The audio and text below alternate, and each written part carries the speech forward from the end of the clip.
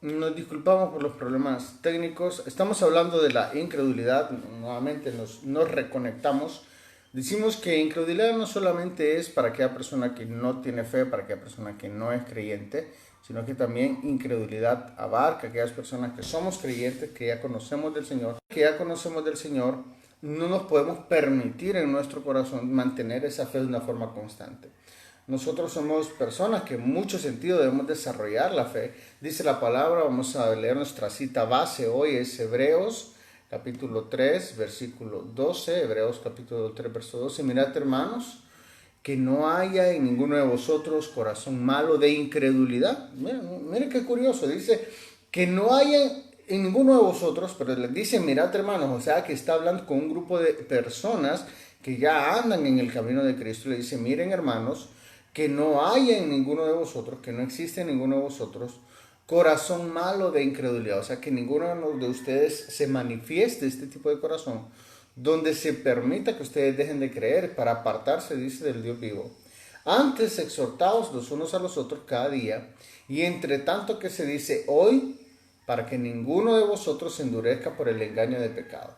Porque somos hechos participantes de Cristo, con tal que retengamos firmes el fin de nuestra confianza, vuelve a utilizar la palabra confianza, del principio.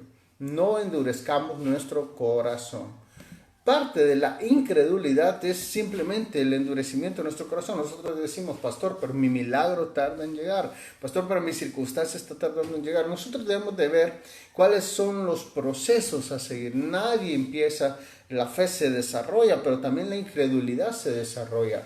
Y la fe es la virtud más fundamental en la vida del creyente, es el fundamento de la vida del creyente. La Biblia dice que sin fe es imposible agradar a Dios. Sin fe no hay salvación, sin fe no hay milagros, sin fe no hay respuesta, sin fe no hay respaldo. La fe es lo que nos permite movernos en el entorno espiritual.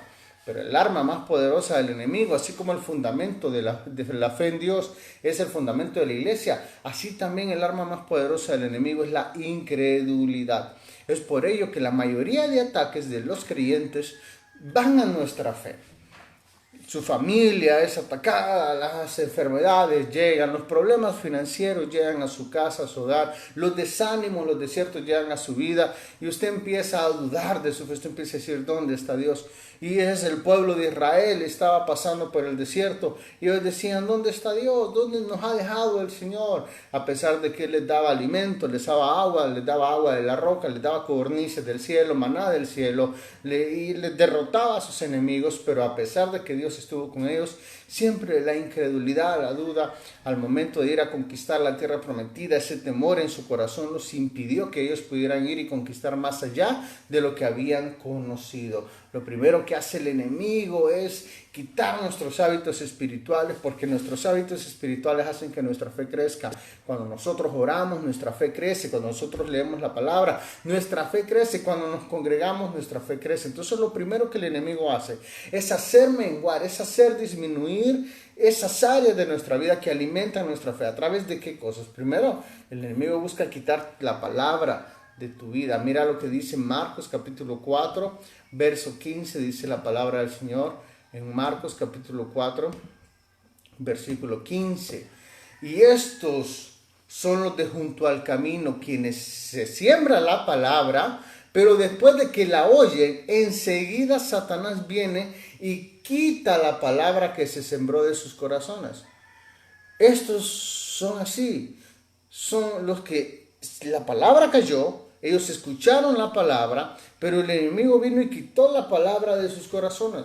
Muchas personas tienen la palabra en su mente, muchas personas tienen la palabra en el oído, pero no tienen la palabra en el corazón. ¿Qué significa esto? Nos podemos volver teólogos, nos podemos volver con mucho conocimiento de la palabra, pero si no aplicamos la palabra intencionalmente a nuestro corazón, entonces esa palabra no ha de dar frutos. De nada nos sirve con sabernos muchos versículos, conocer mucho la Biblia. Cuenta una de las anécdotas de los ministerios, del inicio de los ministerios, del ministerio infantil, que en cierta ocasión estaban en una iglesia, había uno de los niños que se había robado la ofrenda del culto. Entonces el niño había agarrado el dinero a escondidas y él había agarrado todo el dinero y se lo había llevado escondida. Entonces vino y cuando lo agarraron, los hermanos lo vieron y le dijeron, pero ¿cómo es posible que usted se haya llevado el dinero de la ofrenda? ¿Cómo es posible que usted se haya llevado el dinero del culto? Si usted es el niño que gana siempre en los versículos bíblicos, usted es el niño que siempre dice todos los versículos bíblicos, usted es el niño que se sabe todos los mandamientos, usted es el niño que más repite los versos de la Biblia. Entonces, ¿cómo es posible que usted haga esto? Mire, usted no sabe que acaso la Biblia le dice en tal cita que no robarás. Y viene el niño, quedó viendo al maestro y le dice, no maestro, se equivocó, esa no es la cita es esta otra. Y vino y corrigió al maestro. Él se sabía la palabra en su mente, él conocía las citas bíblicas, pero de nada le servía porque no tenía la palabra en sus acciones, en su mente y en su corazón. Entonces lo primero que nos llena de incredulidad es cuando permitimos que el enemigo quite la palabra de nuestra vida, es cuando permitimos que el enemigo quite la fundamento de la palabra de nuestra vida, porque nosotros tenemos que ser dirigidos como una brújula nos dirige, tenemos que permitirnos ser dirigidos por el Espíritu Santo, pero también por la palabra. El diablo lo primero, cuando él te quita la palabra, lo primero que hace es llenarte de mentiras. Mira lo que dice San Juan capítulo 8, verso 44, dice la palabra del Señor en San Juan capítulo 8, verso 44, lo leemos, aquí está, dice, vosotros sois, dice, de vuestro padre el diablo, está hablándole a personas mentirosas, y los deseos de vuestro padre queréis hacer. Él ha sido homicida desde el principio, estoy en San Juan capítulo 8, verso 44, y no ha permanecido en la verdad porque no hay verdad en él, y cuando habla mentiras, de lo suyo habla porque es mentiroso y padre de mentira. Y a mí, porque digo la verdad, no me creéis, les dice el Señor. Entonces, ¿quién es el que me redarguye de pecado? Pues yo estoy diciendo la verdad. Entonces, lo primero que el enemigo hace es llenarnos de mentiras. Esa mentira que dice Dios no te ama, esa mentira que dice Dios te dejó solo, esa mentira que dice tú no sirves para nada, tu matrimonio no tiene solución, tu hijo rebelde, ese muchacho te lo van a traer muerto, esta enfermedad te va a matar, esta plaga te va a matar. Ese montón de mentiras que rodean el entorno, que muchas veces el enemigo simplemente las tira para atacar la mente y atacar tu fe, y en eso caer en el problema o en la crisis de la incredulidad. También nos alejamos de Dios muchas veces cuando el enemigo usa a otras personas. Dicen, me falló mi pastor, me falló el líder, me falló el diácono, me falló el líder de la célula, me falló el líder del grupo de crecimiento, el ministerio donde yo servía. Ahorita que estoy en problemas, nadie me vino a visitar. Ahorita que estoy pasando crisis, nadie me dio la mano. Y el enemigo empieza a sembrar esas palabras. Mira, nadie te quiere. Mira, estás solo. Mira, te abandonaron. Pero cuando el enemigo también siembra esa palabra, nosotros debemos de entender que si nosotros ponemos la mirada en el hombre, vamos a fracasar, porque obviamente el hombre nos va a fallar. Pero cuando ponemos la mirada en Dios, cuando ponemos la mirada en Cristo Jesús, ahí no va a haber error, no hay movimiento de error, no hay siquiera una posibilidad de error, porque Dios se manifiesta en tu vida, porque tu confianza está puesta en Dios. Ponemos la mirada a veces no solamente en el hombre, a veces la ponemos en la circunstancia. Estoy enfermo, estoy endeudado, estoy en crisis, estoy en problemas familiares, estoy en problemas matrimoniales, y cuando algo no sale bien, lo que hacemos es reclamarle a Dios. Y estos son signos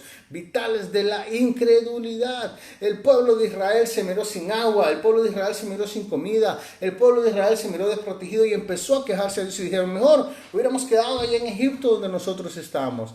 Es fácil de tener incredulidad en los momentos cuando uno está pasando la crisis, pero la verdadera fe, dice el enfermo, Dios me va a sanar, dice el que está endeudado, Dios va a proveer, dice el que está pasando tribulación, Dios es mi gozo, Dios es mi paz. Esa es la verdadera fe. Es fácil decir que Dios provee si tienes una cuenta millonaria en el banco. Es fácil decir que Dios sana si tú te sientes bien. La verdadera fe es la que va en contra de la circunstancia. La verdadera fe es la que va nadando en contra de la corriente. La verdadera fe dice, cuando yo estoy enfermo, digo, Él es mi sanador. Cuando yo estoy en problemas financieros, digo, Él es mi proveedor. Cuando estoy pasando conflictos, digo, Dios es mi paz.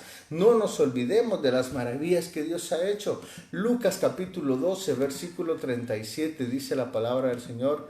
En Lucas capítulo 12, versículo 37, para que lo leamos juntos. Dice la palabra: bienaventurados aquellos siervos que cuando venga su Señor los encuentre velando. De cierto les digo que se ceñirá y hará que se sienten en la mesa, y vendrá el Señor y les ayudará. Vendrá el Señor y les sustentará. Después dice, y aunque venga la segunda vigilia, y aunque venga la tercera vigilia, si los haya así, bienaventurados son. Pero sepan que aquellos que saben que el padre que de familia, el ladrón sabe a qué hora, el padre de familia sabe a qué hora vendría el ladrón, velaría ciertamente y no dejaría morar su casa. Entonces nosotros pues estemos preparados, porque la hora no pensamos, no sabemos la hora que el Hijo del Hombre ha de venir. Nosotros debemos de estar preparados, pero nuestra fe tiene que estar despierta, y nuestra fe solamente está despierta cuando en medio de las circunstancias sabemos que independientemente de las circunstancias que nosotros estemos pasando, no nos olvidemos de que somos peregrinos extranjeros. Estamos en este mundo, pero no pertenecemos a este mundo, pertenecemos a la patria celestial. Pero lo otro, el segundo punto por el cual muchas veces la incredulidad nos inunda, es que muchas veces queremos hacer las cosas a nuestra manera. Queremos que Dios haga las cosas a nuestra manera. El primero que debemos entender es cuando nosotros queremos alimentar la incredulidad, pero el enemigo nos quita la palabra. En esta ocasión no es el enemigo, en esta ocasión es cuando nosotros queremos que Dios haga las cosas a nuestra manera. Romanos capítulo 1, versículo 21, dice la palabra del Señor. Romanos capítulo 1, en el verso 21, vamos a leer, dice la palabra del Señor: pues habiendo conocido a Dios, no le glorificaron como a Dios, ni le dieron gracias, sino que envanecieron en sus razonamientos, y en su corazón fue entenebrecido, y profesando ser sabios, se hicieron necios. Entonces, muchas personas que han conocido de Dios se ponen en una posición de querer decirle al Señor: Dios, haz esto ya, rápido, a esta forma, de esta manera. Y yo quiero decirle, Dios merece toda reverencia, nuestro Señor merece toda nuestra humildad, toda nuestra reverencia. Nosotros no somos quienes para exigirle a Dios, no somos quienes para ordenarle a Dios. Entonces, parte de nuestras incredulidades es cuando Dios no hace las cosas como nosotros queremos que las haga. Pero lo primero que debemos entender es que nuestra incredulidad es ofensiva hacia Dios. Hay pocas cosas que nosotros podemos decir, bueno, Dios no se queja de esto, pero la incredulidad es algo de lo que Dios sí se queja en su palabra, es algo de lo que Dios sí se queja en la palabra, en la Biblia. Mira lo que dice Mateo capítulo 13, versículo 58. Estamos en Mateo capítulo 13, versículo 58, para que veamos cómo Dios sí se queja, cómo Cristo sí se queja. En el verso 58 dice la palabra del Señor, aquí lo tengo. Dice: y no hizo allí milagros, muchos, a causa de la incredulidad de ellos. Para que miren, y no hizo milagros, dice la palabra en Mateo 13:58, y no hizo milagros a causa de la incredulidad de ellos. La palabra me dice que sin fe nadie verá al Señor. Podemos perder nuestras promesas, podemos perder la respuesta, podemos perder el respaldo de Dios simplemente por nuestra incredulidad. Porque nos ha faltado fe para seguir orando, porque nos ha faltado fe para seguir perseverando en nuestra esperanza. Nosotros debemos entender que la fe es la certeza de lo que se espera, la convicción de lo que no se ve. O sea que está hablando de esperar ese tiempo futuro. No lo veo, ese tiempo futuro. Pero en este momento yo debo entender que mi incredulidad, mis dudas, mis temores en mi corazón pueden permitirme a mí fallar al blanco, errar al blanco y no recibir esa respuesta de Dios, ese respaldo de Dios. Cierto hombre está queriendo liberar a su hijo, sus discípulos no pudieron hacerlo, los discípulos no pudieron hacerlo. Cristo ve y mira a la multitud ahí haciendo un poco de bulla y dice: Señor, mi hijo ha estado mal desde hace mucho tiempo y el espíritu que lo tiene lo echa al fuego, lo echa al agua, queriéndole quitar la vida. Tus discípulos no pudieron sacarlo, entonces Cristo queda viendo a los discípulos y les dice, bueno, vamos a ver. Entonces viene el Señor y le dice, ayúdame maestro, ayuda a mi hijo. Entonces Cristo le hace esta pregunta, ¿tú crees? Porque para el que cree todo le es posible. ¿Tú crees? Y viene el padre del niño y le contesta, maestro, creo, pero ayúdale a mi incredulidad. Creo, pero ayúdale a mi incredulidad. O sea, ¿cuántos de nosotros muchas veces estamos en la misma posición? Creemos en Dios, pero hay cierto grado de incredulidad que nos impide ver el poder de Dios moviéndose en nuestra vida, en nuestro corazón. Creemos en Dios, pero no creemos que Dios esté cerca de nosotros. Creemos en Dios, pero no nos parece que Dios nos vaya a contestar a nosotros. Creemos en Dios, pero nos parece que Dios está ya tan distante y nosotros aquí. Pero no es así, mi amado hermano. Cuando tú sientas que te falla la fe, cuando tú sientas que te falla la convicción en tu corazón, entonces dile, Padre, ayúdame porque yo creo, pero ayúdale porque hay cierto grado de incredulidad en mi corazón. Ayúdame porque hay ciertas cosas en mi vida en las que todavía estoy dudando.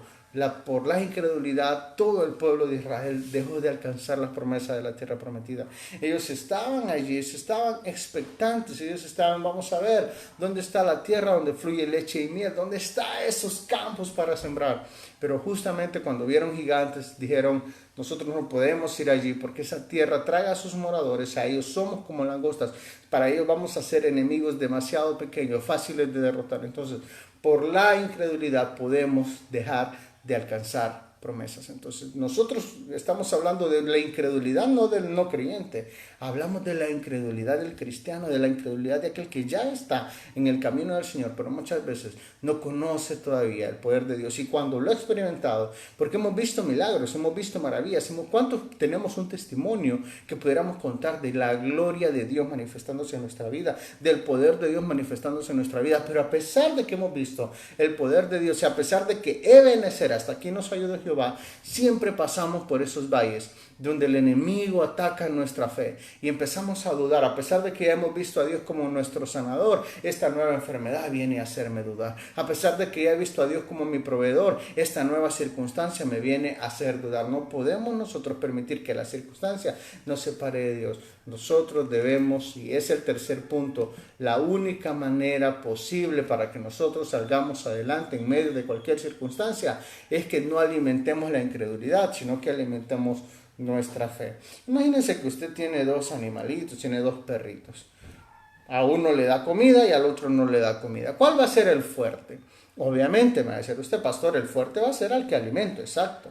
Entonces, si yo alimento la incredulidad, entonces lo fuerte en mí va a ser la incredulidad. Si yo alimento la fe, entonces lo fuerte en mí va a ser la fe. Lo primero que debemos de hacer es darle en todo tiempo, para alimentar nuestra fe, lo primero que debemos hacer es darle en todo tiempo la gloria al Señor. Romanos capítulo 4, verso 20. Vamos a leer la palabra en Romanos 4:20. Dice la palabra del Señor. Aquí está, Romanos 4:20. Tampoco dudó por incredulidad de la promesa de Dios, sino que se fortaleció en fe, dando la gloria a Dios. Repito, tampoco dudó por incredulidad de la promesa de Dios, sino que se fortaleció en fe, dando la gloria a Dios. Usted puede ver el caso de Abraham. Abraham pudo haber debilitado su fe en su momento cuando ya vio que ya tenía cierta edad, pero el Señor, a pesar de que Abraham ya tenía 100 años, le dice, no, tú a tus 100 años vas a ser padre de multitudes. Entonces nosotros podemos ver, aunque el tiempo vaya pasando, aunque la circunstancia pareciera no cambiar, yo debo mantenerla y darle todo el tiempo la gloria a Dios. Estoy pasando en momentos de tribulación, gloria a Dios, vamos a seguir adelante. Estoy pasando tiempo de enfermedad, gloria a Dios, vamos a seguir adelante. Estoy pasando tiempo de angustia, la gloria es de Dios, porque seguimos aquí, vamos a llegar adelante. Porque aunque el cuerpo se esté desgastando, el espíritu se vivifica. Aunque el cuerpo se sienta que ya no da, el espíritu se vivifica. Aunque el cuerpo diga, ya no aguanto, ya no soporto, mi espíritu espíritu se vivifica en el poder de Dios, nos renovamos en el poder de Dios, confiamos en el poder de Dios y lo que nos sostiene es el poder de Dios. No es mi capacidad, no es el que yo pueda hacerlo, sino que yo le doy la gloria a Dios, porque como dice Pablo, Él se perfecciona en mis debilidades. Cuando estoy pasando tiempos de duda, cuando estoy pasando tiempos de dolor, cuando estoy pasando tiempos de incredulidad, Él se va a perfeccionar. Él me va a decir, no es en tus fuerzas, no es en tu capacidad, es en el poder de Dios, es en el poder del Espíritu Santo. Yo te ayudo, yo te sostengo, yo te levanto. Anímate, fuérzate, sé valiente, no temas ni desmayes, porque yo estoy contigo. Y esa glorificación al Señor, usted le dice, Señor, yo sé que yo no puedo, pero yo sigo adelante porque tú estás conmigo. Señor, yo sé que esta circunstancia se me pasa de la mano, pero yo sigo adelante porque tú estás conmigo. Señor, yo entiendo que esta enfermedad aqueja mi cuerpo, pero yo sigo adelante porque yo sé que tú estás conmigo. Entonces mi fe se vuelve activa, mi fe se vuelve funcional, porque simplemente no le estoy dando lugar a la incredulidad, sino que estoy permitiendo alimentar mi fe a través de la glorificación a Dios, a través de la glorificación al Señor. ¿Cuántos de ustedes han estado un día que despertaron tristes, despertaron con aquella congoja en el corazón, pero vino y empezaron a cantarle al Señor, y esa alabanza cambió ese día? Usted estaba muy triste en su corazón, y entonces aquella canción empezó a fluir, aquella alabanza empezó a fluir, y aquella alabanza te cambió el ánimo, esa alabanza te cambió el corazón, ese tiempo de glorificación le cambió el corazón. ¿Cuántos de nosotros hemos estado cantándole al Señor con las lágrimas en los ojos? ¿Cuántos de nosotros hemos estado orando al Señor con las lágrimas en los ojos? Por fuera con los problemas, por fuera con las circunstancias, pero por dentro vivos, despiertos y fortalecidos en el poder de Dios, y dándole la gloria a Dios, porque Ebenezer, seguimos firmes en la batalla, seguimos firmes en medio del desierto, seguimos firmes. No nos ha derrotado el enemigo, ha atacado tal vez nuestra salud, tal vez atacó nuestra finanza, o tal vez está atacando a nuestra familia, pero sabemos que ese no es el final, porque el que está en Cristo nunca la derrota va a ser el final. El que está en Cristo persevera hasta ver la victoria, persevera hasta ver la mano de Dios glorificándose en su vida. La otra forma que nosotros alimentamos la fe y matamos la incredulidad es cuando intentamos ver las cosas desde la perspectiva de Dios. Juan capítulo 3 verso 11 dice la palabra del Señor. En San Juan capítulo 3 verso 11 dice el Señor: de cierto te digo, que lo que sabemos hablamos, y lo que hemos visto testificamos, y no reciben muchas veces el testimonio. Si os les digo cosas terrenales, dice el Señor, y no me creéis, entonces ¿cómo creéis si les dijese las cosas celestiales? Nadie subió al cielo, sino que el que descendió del cielo, el Hijo del Hombre que está en el cielo. Entonces dice, para que todo aquel que en él cree, vino el Hijo del Hombre, para que todo aquel que en él cree no se pierda, mas tenga vida eterna. Pero la palabra dice, aquí están viendo el testimonio, hablando del testimonio. ¿Cuántas veces Dios ha sido tu sanador?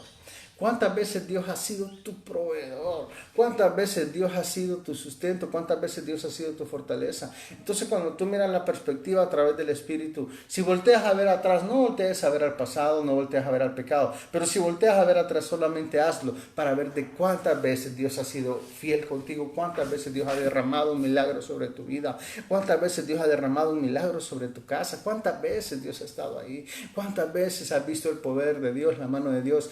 Y muchas veces dudamos por la circunstancia actual, pero porque nosotros, nuestra fe es cambiante, pero Dios es Dios en todo momento. Él es el mismo ayer, hoy y por los siglos de los siglos. Él es el alfa y el omega, Él es el principio y el fin. Dios no cambia, Él sigue siendo el poderoso de Israel y también sigue siendo el poderoso de mi vida y de mi corazón. Entonces yo debo entender las cosas a través de la perspectiva espiritual. Si esta circunstancia me está haciendo orar más, si esta circunstancia me está haciendo ayunar más, si esta circunstancia me está haciendo buscar más el rostro de Dios, gloria a Dios por esta circunstancia, porque a pesar de que esta circunstancia yo la siento difícil, yo la siento adversa, esta circunstancia me está haciendo buscar más el rostro de Dios. Yo debo empezar a entender las cosas desde la perspectiva espiritual. Lo siguiente que debemos hacer para alimentar la fe es purificar la mente. En Tito capítulo 1 verso 15 dice la palabra del Señor. Tito capítulo 1 versículo 15, vamos a leer la palabra del Señor. Tito 1:15, dice la palabra del Señor: todas las cosas son puras para los puros, pero para los corrompidos y los incrédulos nada les es puro, pues hasta su mente y su conciencia están corrompidas. ¿Qué problema es este? El enemigo muchas veces no va a atacar tu acción. Lo primero que el enemigo va a atacar es tu mente. Lo primero que el enemigo va a atacar va a ser tus pensamientos. Entonces hay que purificar la mente. ¿Cómo purifico la mente? Primero dice la palabra del Señor, en Mateo 22, 34 en adelante. Amarás al Señor tu Dios con todo tu corazón, con toda tu alma, pero también dice amarás al Señor tu Dios con toda tu mente. Yo debo de meditar en la palabra, yo debo de meditar en Cristo, yo debo de meditar en la voluntad de Dios para mi vida, porque si yo lleno mis pensamientos de basura, entonces yo voy a creer en basura. La palabra dice en el libro de Proverbios, tales son sus pensamientos, tal es la persona. Yo digo, yo soy tonto, a mí nadie me quiere, Dios me abandonó. Entonces eso es lo que me va a acontecer.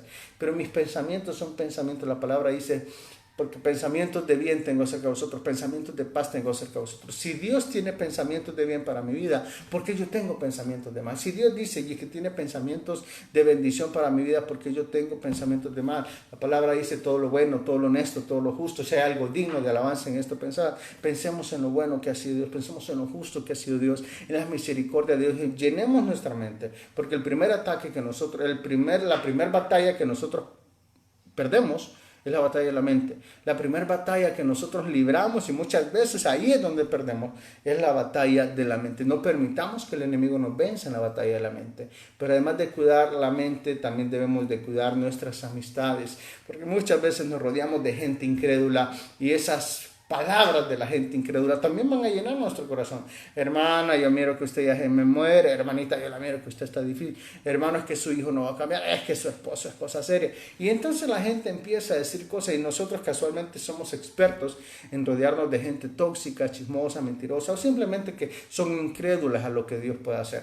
Cuando usted se mueve en un entorno de gente incrédula, tarde o temprano su corazón de tanto escuchar incredulidad se va a llenar de incredulidad, porque la palabra dice que la fe viene por el oír la palabra de Dios. Pero si la fe viene por el oír, si la fe viene por el oír, entonces también la incredulidad viene por el oír. Y si yo escucho gente incrédula, yo escucho gente tóxica, yo escucho gente que dice Dios te abandona, Dios te... Entonces también de eso se va a llenar mi corazón y yo no puedo permitirme esto. Permita que el Espíritu Santo sea el que le dirija. Y recuerde que la fe debe ser probada, porque bienaventurados son, dice Santiago, el que soporta la prueba, el que soporta la circunstancia, porque éste habrá alimentado su fe. Entonces pídale a Dios que le ayude en esos momentos de incredulidad, pero no permita a usted tomarse la decisión de irse por la incredulidad.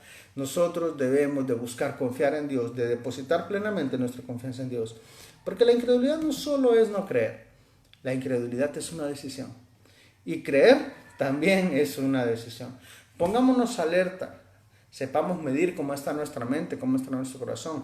Pesemos en balanza cómo nos sentimos en nuestra mente y nuestro corazón. Y permitamos que sea Dios el que tome el control de nuestra vida en todo tiempo y en todo momento.